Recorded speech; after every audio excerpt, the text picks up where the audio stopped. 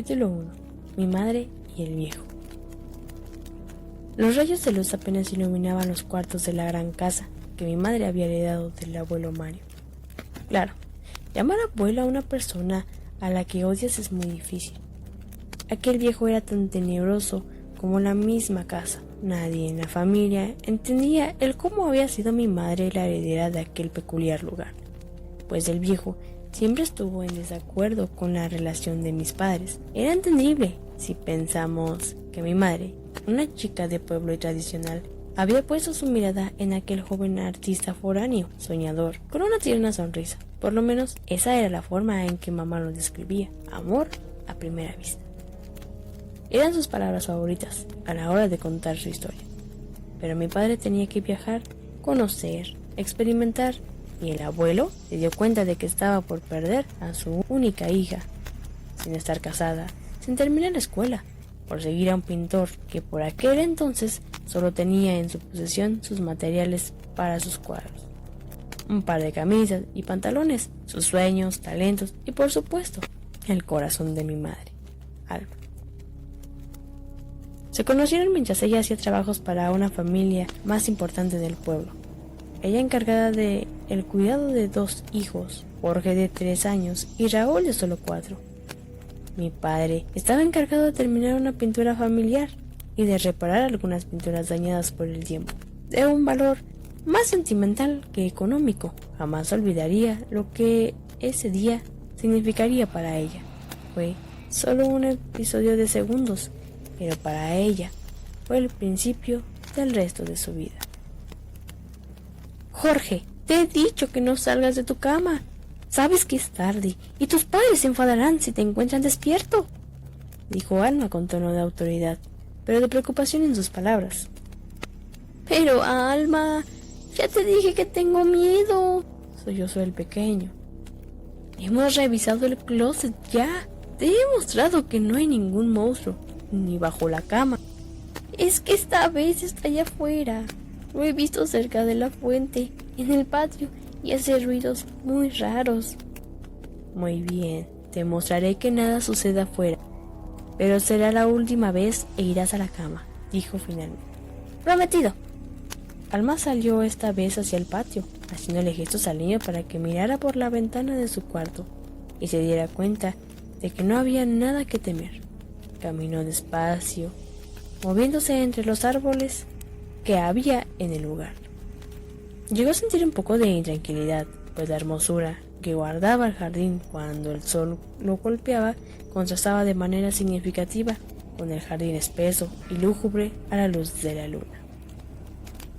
Se concentró en terminar y regresó rápido con los pequeños, obviamente sin que notaran su miedo, pero justo antes de entrar pudo percibir un sonido gutural que, aunado a la oscuridad de la noche, hizo que su sangre se helara de terror.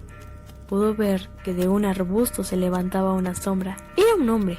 No alcanzaba a ver su rostro. No producía palabras, solo sonidos. Llevaba una camisa a cuadros manchada por un líquido viscoso oscuro. El terror ascendió de una manera intensa. ¡El monstruo es real!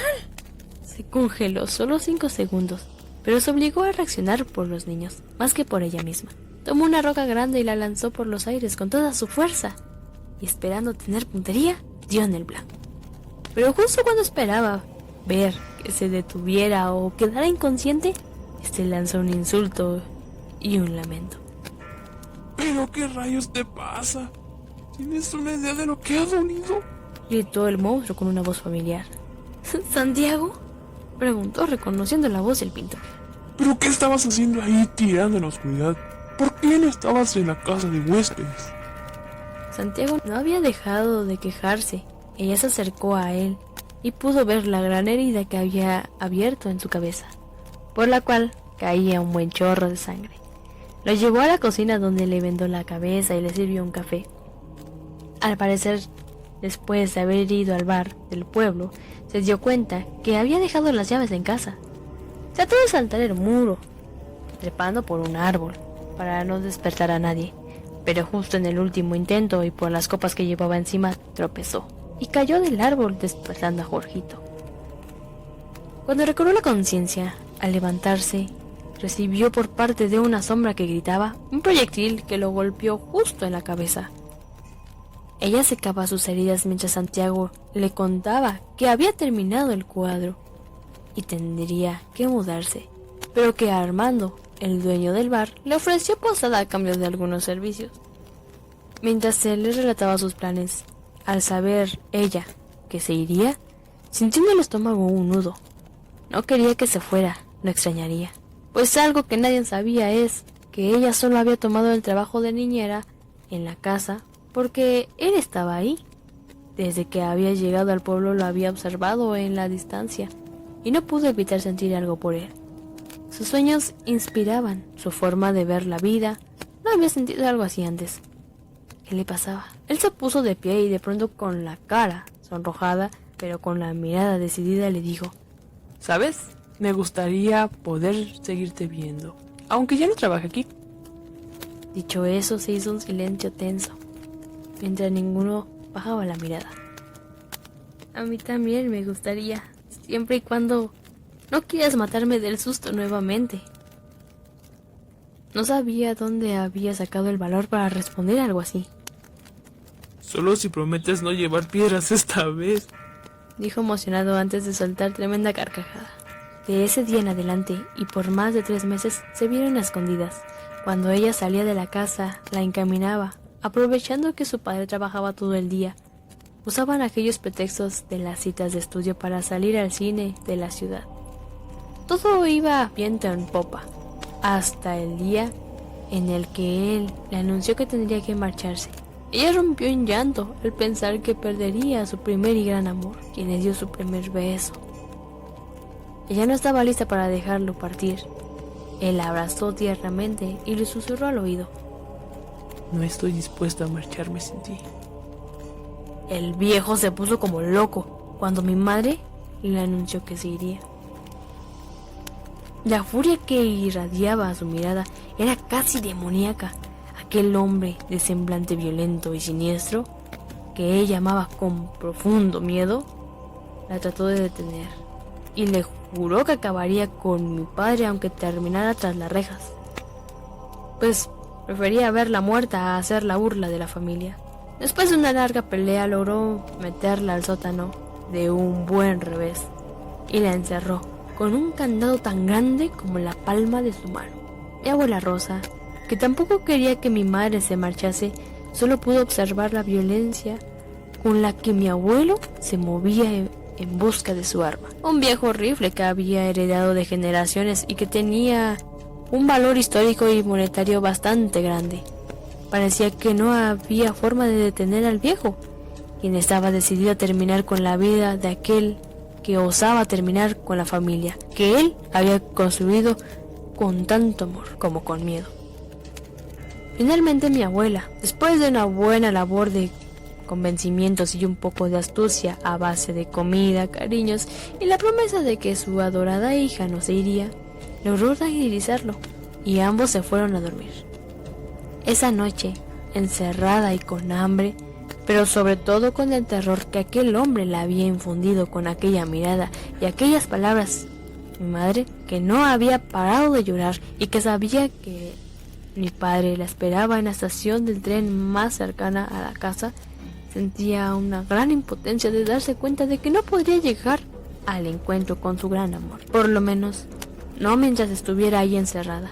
¿Cómo escapar? ¿Cómo mandarle un mensaje?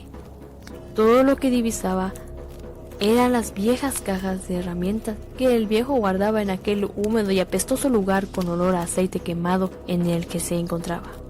Una ventana con unos barrotes gruesos de una ventanilla que daba al patio que su padre por seguridad había instalado en el lugar y por donde apenas se filtraban algunos rayos de luna. La impotencia era realmente todo lo que tenía en sus manos. Pensó en escapar, cortar los barrotes con la sierra del viejo, pero qué tontería. Eso seguro despertaría a su padre, quien no cesaría en su furia y la desquitaría con ella de la peor manera. Se imaginó terminando con su vida, pagarles con el mismo dolor que sufría ahora que le arrebataba aquella oportunidad de vivir y al hombre que en sus ojos era su destino. En aquella oscuridad y tras varias horas de soledad percibió un ruido. Provenía de la puerta. Se imaginó mil escenarios posibles en los que el abuelo le pedía perdón y la dejaba marchar, en el que bajaba con su camisa manchada de sangre y le decía que todo había terminado, que había acabado con mi padre. No sabía qué pasaría. Estaba aterrada, pero se armó de valor, tomando una palanca de las que el viejo guardaba para hacer sus trabajos de mecánica, y la escondió detrás de su espalda. Estaba dispuesta a hacer lo que fuera con tal de cumplir sus sueños de amor. La puerta se abrió lentamente con un chillido sepulcral, y con una pequeña luz tras ella. Era obvio que era una linterna. Una silueta apareció frente a ella con una lámpara en mano, pero notó que la estatura no cuadraba con su padre. Esta era pequeña y delgada. Era su madre. «Mamá», dijo con la emoción de quien se siente rescatada. «Shh, no hagas ruido, tu padre nos oirá. Sabes que tiene un sueño ligero», respondió casi susurrando. «Por favor, entiéndeme, mamá. Estoy enamorada. Debo marcharme», le dijo a su madre con más desesperación que cualquier otro sentimiento.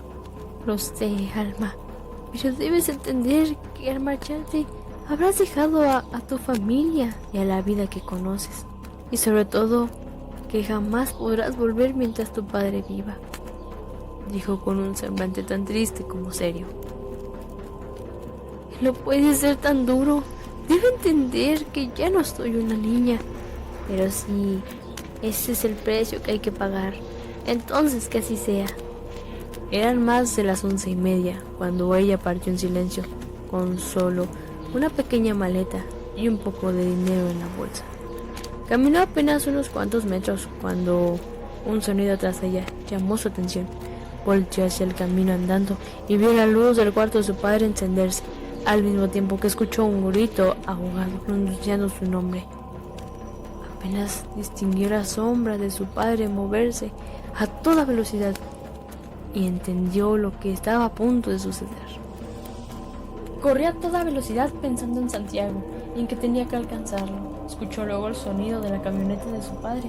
Ese traqueteo le era conocido. Las nubes se arremolinaban por aquel sendero que daba hacia la terminal a más de 10 kilómetros de distancia. Los gritos sonaban cada vez más fuertes. La luz de los vecinos se encendía conforme ella pasaba, pero no le importaba nada. Tomó un camino estrecho por donde apenas cabría la camioneta del viejo. A los lados del sendero solo había un pequeño barranco que daba a otro camino directo a la carretera, solo tapado por un par de matorrales a los lados. Debía llegar cuanto antes, o las consecuencias de lo que podría pasar sería de proporciones apocalípticas. Se metió tras un matorral, tratando de hallar refugio, y pensó recalcular sus pasos para llegar de manera más eficaz. De pronto, sintió una mano que cubría su boca. Sintió que la vida la abandonaba. Había sido capturada. Todo se había perdido. Volteó. Su mirada y sus pensamientos cambiaron al ver los ojos de Santiago, que era quien le cubría la boca. Shh, tranquila, cielo. Solo soy yo. No he podido resistir más. Y al ver que no llegabas, he venido a buscarte. Escuché mucho ruido y no entiendo por qué, pero has salido de la nada corriendo. Cálmate, le explicó tratando de calmar sus lágrimas con ternura. No lo entiendes. Mi padre viene atrás de mí. No debe estar muy lejos. ¿Oyes eso?, dijo ella sobresaltada y paralizada. Baja la voz. He venido con Armando. Su auto nos espera bajo el barranco. Solo relájate. Lo lograremos, dijo señalando al viejo auto de Armando. Armando les esperaba con el auto encendido. Él era el único en quien Santiago confiaba. Él era el bartender del pueblo, y por obvias razones Santiago pasaba mucho tiempo ahí. Aprovechaba a los ebrios del lugar para convencerlos de que una pintura hecha por él algún día valdría mucho dinero. Y qué mejor como regalo de aniversario para sus esposas que una obra de arte de miles de dólares.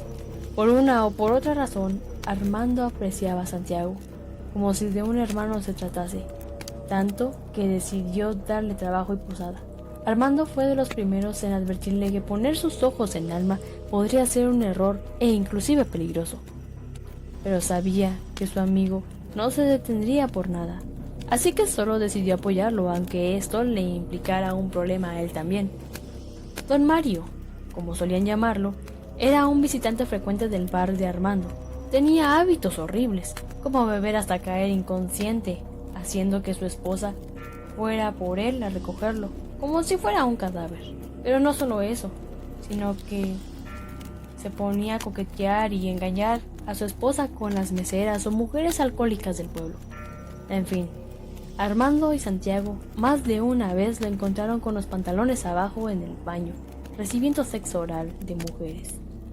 Y no siempre de mujeres, motivo por el cual optaron por echarlo del bar. Desde ese día en adelante, don Mario los repudió, pero sabía que no podía hacer mucho, pues ellos conocían su secreto. Armando y Santiago optaron por jamás revelar nada de lo sucedido, ya que eso sería lastimar a más gente de la que realmente lo merecía. Armando abrió la puerta del carro. Ambos subieron y los llevó a la estación más lejana del pueblo. Sabía que don Mario los buscaría una por una. Ya eran las 2 de la mañana y el tren próximo a Burnaby saldría en 2 horas, pero consideraron que les daría tiempo. Los minutos pasaban lento y Santiago y Alma no dejaban de tener fe, siempre precavidos y observadores. Compraron un par de botellas de agua y un par de hamburguesas insípidas de una de aquellas máquinas que estaban a disposición de la gente. En principio, Alma guardó un poco para el largo viaje que les esperaba, pues sabía que tendría que esperar más de 12 horas para la siguiente parada. Pero Santiago la engulló por completo, como si no hubiera mañana. Era una costumbre de artista, según decía él. Vive el hoy, olvida el pasado, despreocúpate del después, pues puedes morir en cada esquina, en cada momento, y todo podría cambiar en segundos. Él tenía esa magia de hacerte dudar, por eso ella lo amaba. Llegó la hora de partir. Ambos tomaron el tren a las 4 de la mañana. Apenas había subido cuando a lo lejos escuchó ese grito desgarrador. ¡Alma! ¡Si estás ahí, caja! ¡Es tu última oportunidad! Se escuchó cerca de ellos, tan cerca como el tren silbando al tiempo que iniciaba su marcha. Es tu decisión bajarte o continuar. Depende de ti, mi bella niña. Decide ahora y cárgalo por siempre. Santiago le secó su sudor con un pañuelo, mientras esos ojos violeta la perseguían, convenciéndola de todo. Estaré contigo hasta que el mar se seque, le oyó decir sin un atisbo de duda. El tren tomó impulso, y esa fue la última vez que Alma se sintió esclava de los deseos de alguien más. Era libre, podía soñar sin miedo al que dirán o a lo que le fuera impuesto. Ese día, esa hora, ese momento quedaron marcados en su corazón y mente para el resto de su vida.